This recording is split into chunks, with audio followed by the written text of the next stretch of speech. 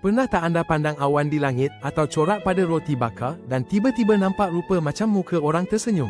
Atau mungkin muka haiwan sedang memerhati anda?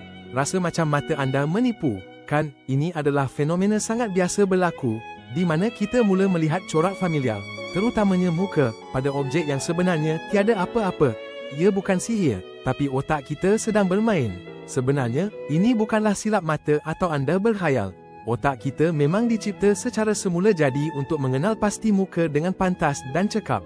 Ada satu bahagian penting dalam otak kita, dikenali sebagai Fusiform Face Area atau FFA. Kawasan ini sangat aktif dan bertanggungjawab sepenuhnya dalam tugas memproses serta mengenali wajah.